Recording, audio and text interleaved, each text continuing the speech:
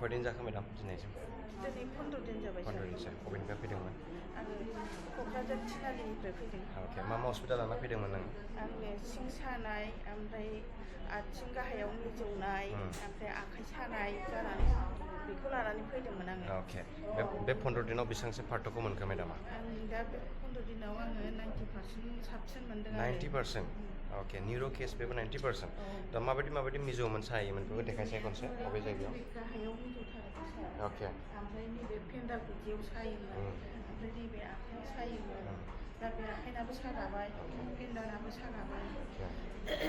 बेसेबांसो सन्तुष्ट मेडाम असुबिदा जोंनि ट्रिटमेन्टजों बेसेबांसो सन्तुष्ट?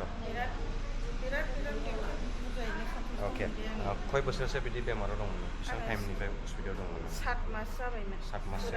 अके फिजिअथेरापि बेयावनो फार्स्ट लाफैदोंना सिगांबो लादोंमोन नोङो? सिगाङाव आङो दस्रायाव ओरैनो डाक्टार नायजादोंमोन अजाजोंनो नायजादोंमोन थिग मोनाखै ओमफ्राय दा नै सारनि बे थेरापियाव फैनानै आं मोजां मोनदों आरो। अके जोंनाव फैनानै नोङो सिकित्सा लानाय टाइमाव सानायफोरा बारायदोंमोन नामा? बारायाखै सार। बारायाखैना?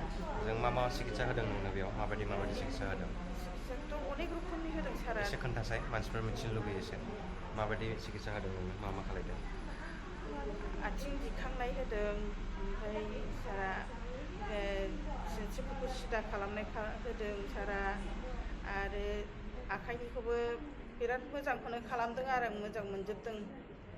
मेसिनावबो लादों ट्रिटमेन्ट? मेसिनावबो लादों। मेसिनाव ट्रिटमेन्ट लानायाव माबा असुबिदा जादों नामा? जेबो उसुबिदा जायाखै सार। अके थेंक इउ मेडाम। माबाफोर बुंनो गोसो दंबावो नोंहा?